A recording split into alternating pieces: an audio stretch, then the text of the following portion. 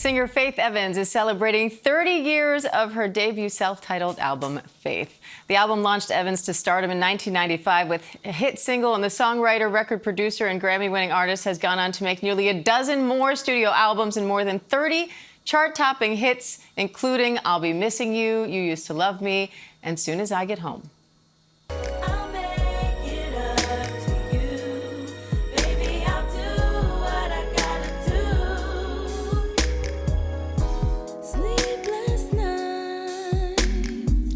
And we are lucky to have Faith Evans here right now to reflect back on the last 30 years of both music and philanthropy and what comes next. Faith, first of all, congratulations. What's it like looking back at that body of work 30 years later?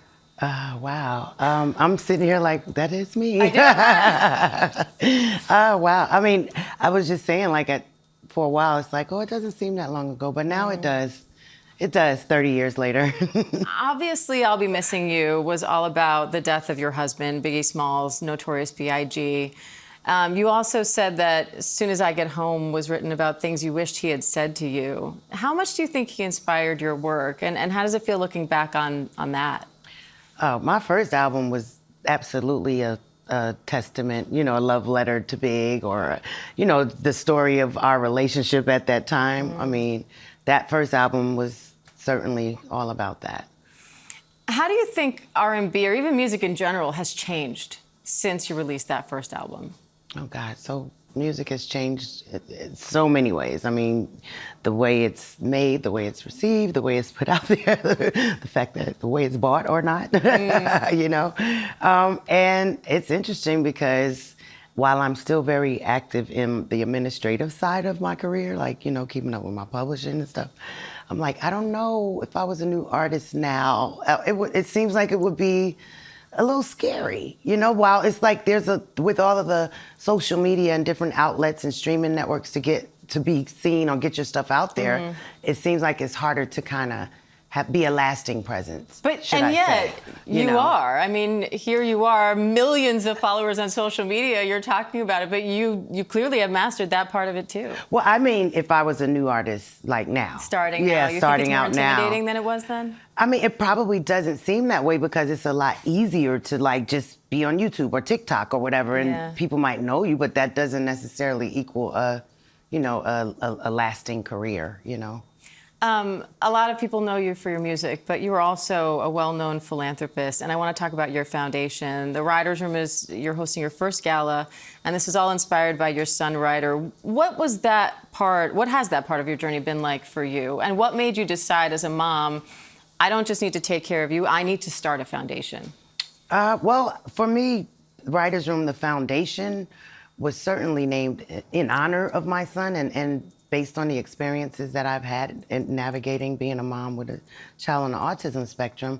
But with that, I mean, I'm still learning a lot. But in the beginning, when he was first diagnosed, I mean, there's so much information that is just not readily available. It might be from another parent I learned something, or a parent support group. And so I just said I wanted to use my platform to be able to share the things that I was learning, that I'm like, it's not that hard to find, it's just hard to find where to go. Where do I go for the information? It's just like it could be a rabbit hole when you go to Google, So I'm like, well, if I have some of these answers for myself that are readily available, I don't mind sharing them with others that are going through the same thing that I'm going through. And over the pandemic was really when I was able to kind of get Writers' Room off the ground by doing some free informational symposiums that were online. They're still there for anybody that may want to check them out. There's several subjects. We covered a lot of subjects that deal with navigating, raising a child or an adult, with a disability. They're clearly resonating with other parents too who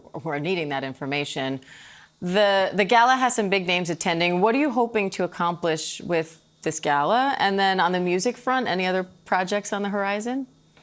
Well, the gala is going to be a really great night. We have MC Lyte as our host, El DeBarge, Christopher Williams, Redman, Freeway, Little C's, a bunch of great entertainment, and some great sponsors who have actually sown a seed into supporting Writers' Room. So it's just a blessing to see that people are supportive in us kind of, strengthening our community, because that's what it's all about.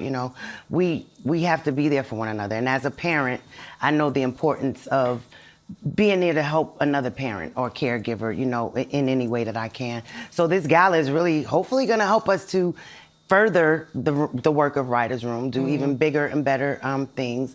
Hopefully we can, I want to one day, you know, be a part of a living facility. You know, there's so many things that we have on our higher level goal list.